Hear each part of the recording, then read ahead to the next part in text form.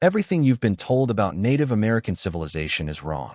While European settlers were still struggling with basic literacy in the New World, one indigenous nation had already developed something that would make modern Silicon Valley executives weep with envy. A complete writing system, a constitutional democracy, a newspaper, and a level of agricultural sophistication that fed thousands without destroying a single ecosystem. The Cherokee Nation wasn't just surviving in pre-Columbian America. They were thriving with a complexity that would make Rome jealous. But here's what they don't teach you in school. This wasn't some primitive tribe stumbling toward civilization. This was a sophisticated society that had cracked codes of governance, agriculture, and social organization that Europeans were still centuries away from understanding. Tonight, we're diving deep into the untold secrets of the Cherokee Nation. Secrets so profound they threatened the entire narrative of American expansion. Secrets that powerful men killed to keep buried. You think you know the story of the Trail of Tears? You don't know half of it. The 7 clans, a social system that put Europe to shame. Picture this. It's 1750. In London, women can't own property. In Paris, peasants are starving while aristocrats feast. And in the Cherokee territories of what would become Georgia, Tennessee, and the Carolinas, something remarkable is happening. Women are running the show. The Cherokee had built their entire civilization around 7 sacred clans: wolf, deer, bird, long hair, wild potato, blue, and paint. But here's the kicker that would have made European kings tremble in their powdered wigs. Power flowed through the maternal line. Your identity, your clan, your place in society, all determined by your mother. While European women were essentially property to be traded between fathers and husbands, Cherokee women were the backbone of the most sophisticated indigenous democracy in North America. Each clan functioned like a combination of government ministry, social security system, and extended family rolled into one. Need help planting your crops? Your clan had your back. Facing a legal dispute? Your clan elders would advocate for you. But the most brilliant part wasn't just the organization. It was the built-in checks and balances. Intermarriage within clans was absolutely forbidden. This wasn't some primitive taboo. This was sophisticated genetic engineering that ensured diversity and strength for generations. While European royal families were literally breeding themselves into extinction through inbreeding, the Cherokee had created a system that guaranteed healthy, diverse bloodlines. And they did it without writing down a single law. The power of the beloved women. If Cherokee architecture was impressive, their social structure was revolutionary. Meet the Gigo, the beloved women. While European women were being burned as witches for showing too much intelligence, Cherokee women with wisdom and courage were being elevated to positions of ultimate authority. These weren't ceremonial titles. These women wielded real, tangible power that could change the fate of entire communities. Nancy Ward, remember that name. In 1755, she was just another young Cherokee woman. By 1781, she was bending the arc of American history with her bare hands. Nancy Ward earned the title of Beloved Woman the hard way. During a battle against Creek warriors, her husband was killed beside her. Instead of fleeing, she picked up his weapon and rallied the Cherokee fighters to victory. As a beloved woman, Nancy Ward had privileges that would have been unthinkable for women anywhere else in North America. She sat in council meetings. She had a vote in declarations of war. She could pardon condemned prisoners with a word.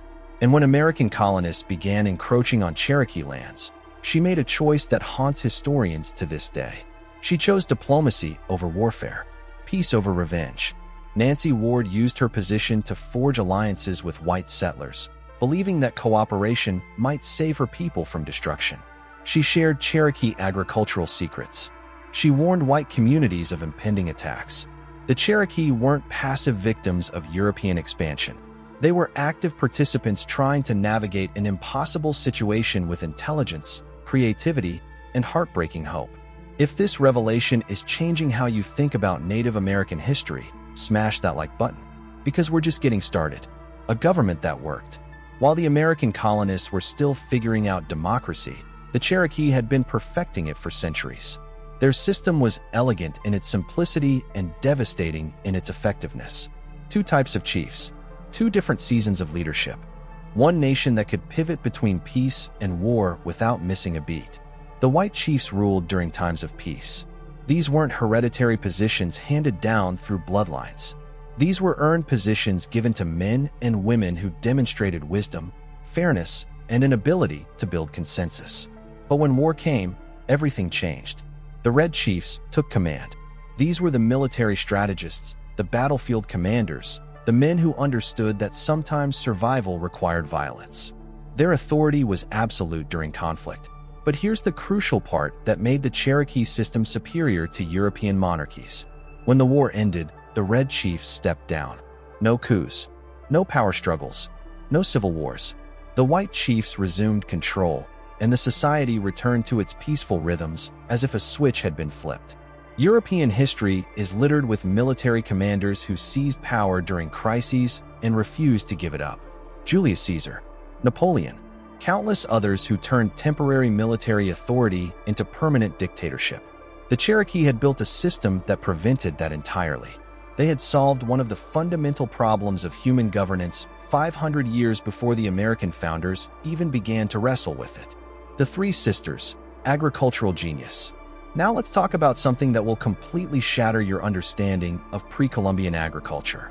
While European farmers were still practicing techniques that hadn't changed since medieval times, Cherokee agricultural specialists had developed what modern scientists now recognize as one of the most sophisticated sustainable farming systems ever created. They called it the Three Sisters: corn, beans, and squash. But this wasn't just about growing 3 different crops. This was about creating an ecological symphony where each plant played a specific role in a complex biological orchestra. The corn grew tall, providing a natural trellis for the beans to climb. The beans pulled nitrogen from the air and deposited it in the soil, fertilizing both the corn and the squash. The squash spread low and wide, its broad leaves shading the ground to retain moisture and prevent weeds.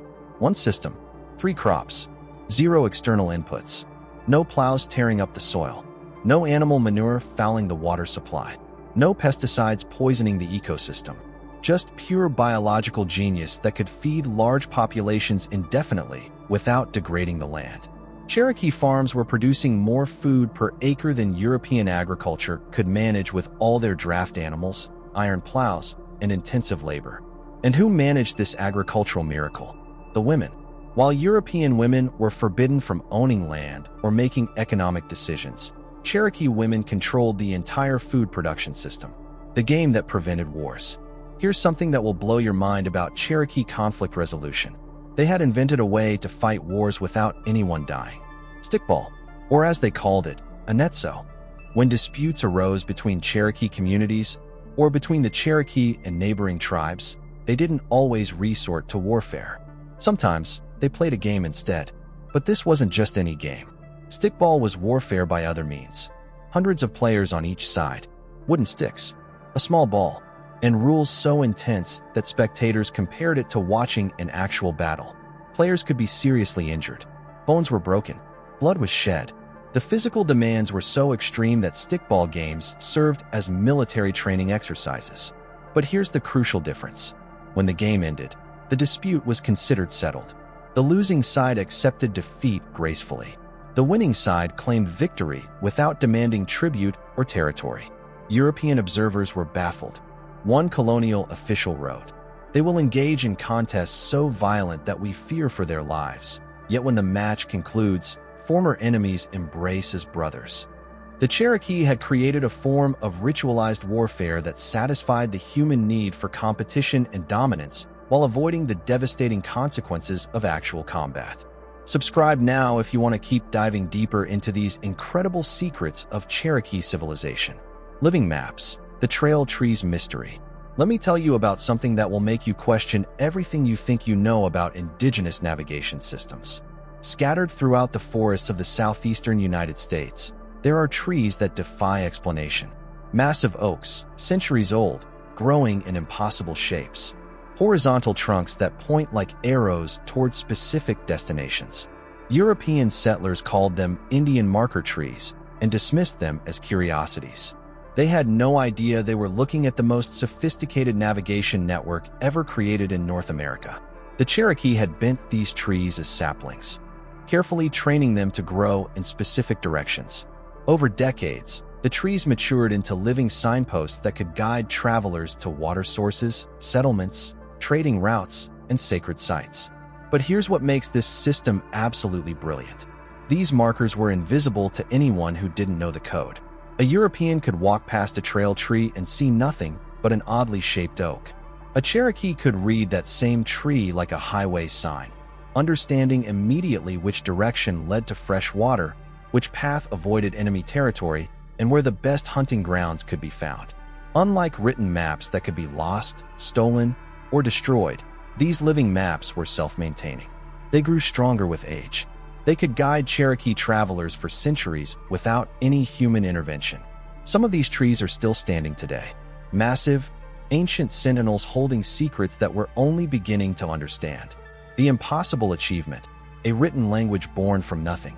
And now we come to the achievement that should have been impossible. In 1821, a Cherokee silversmith named Sequoyah accomplished something that linguistic experts said couldn't be done.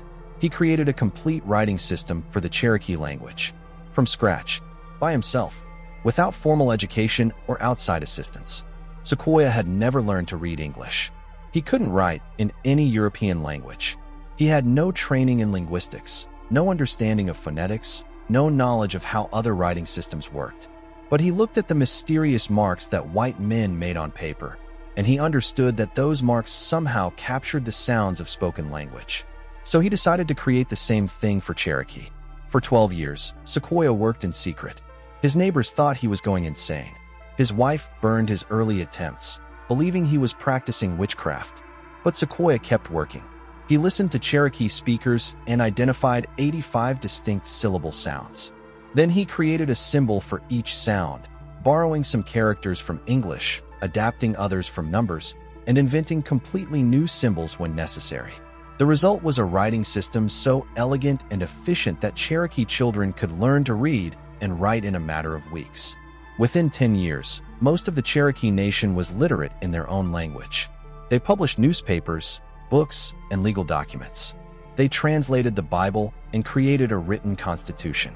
But Sequoyah's syllabary was more than just a practical tool.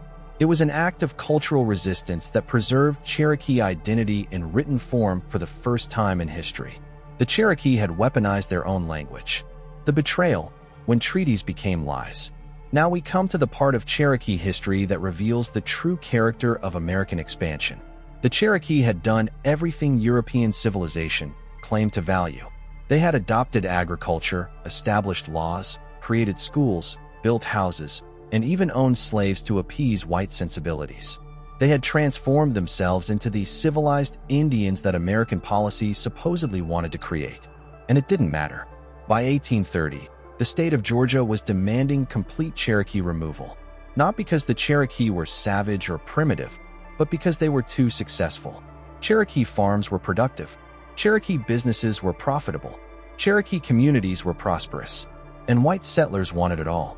President Andrew Jackson, who had fought alongside Cherokee warriors in the Creek Wars, betrayed his former allies without hesitation.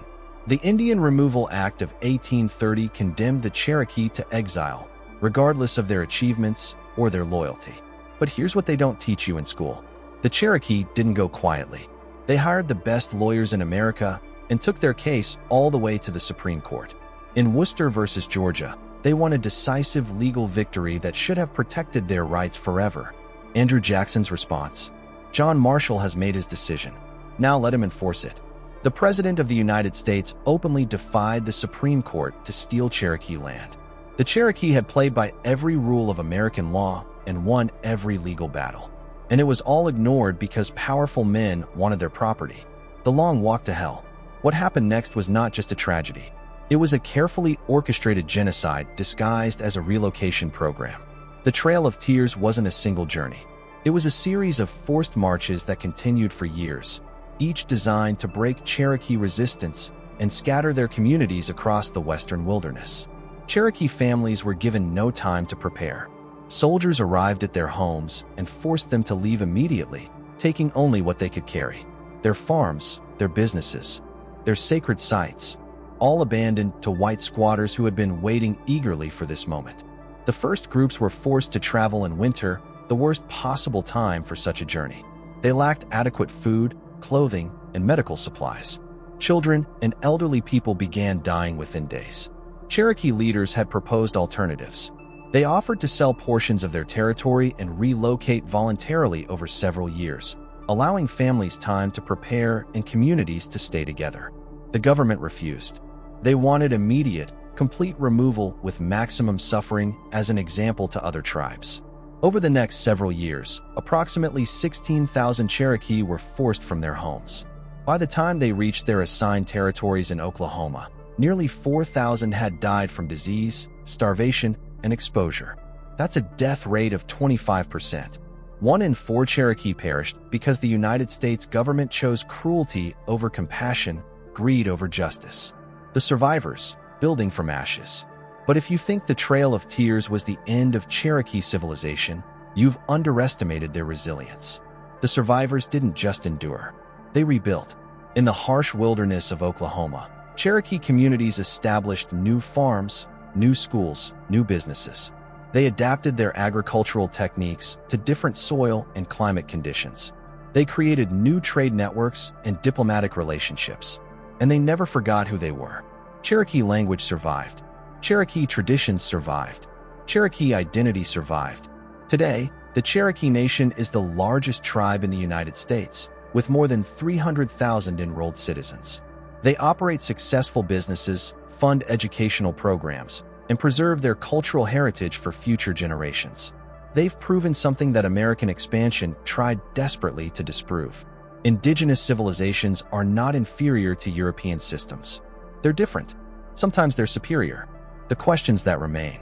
So here's what I want you to think about as we end this journey through Cherokee history. What would America look like today if European colonists had chosen partnership over conquest? What innovations might have emerged from the fusion of Cherokee sustainability with European technology? We'll never know, because the men who shaped American expansion were too blinded by greed and racial prejudice to recognize the sophistication of what they were destroying. The Cherokee faced complete annihilation. They lost their homeland, their population, and their way of life. Yet they survived. They adapted. They preserved what mattered most and rebuilt everything else from scratch. In our modern world of rapid change and global challenges, maybe there's something we can learn from people who faced the impossible and refused to surrender. The Cherokee Nation isn't just a historical curiosity. It's a living testament to the power of human adaptability, the importance of cultural identity, and the possibility of survival against overwhelming odds. Their story isn't over. It's still being written by Cherokee communities that continue to thrive, innovate, and contribute to American society while maintaining their distinct identity and values. Civilization isn't about conquest or domination. It's about finding ways to live sustainably, govern fairly, and preserve what's valuable for future generations. The Cherokee figured that out centuries ago. The question is, have we? What do you think? Could modern society learn something from Cherokee innovations in agriculture, governance, and social organization? Let us know in the comments below. And if this deep dive into Cherokee civilization opened your eyes to something new, smash that like button and subscribe for more untold stories that challenge everything you thought you knew about American history. The Cherokee proved that indigenous wisdom and European technology didn't have to be enemies. They could have been partners in building something unprecedented in human history. Instead, we got genocide and lies. But their story survives. Their people survive. And maybe, just maybe, their innovations can still teach us something about building a better world.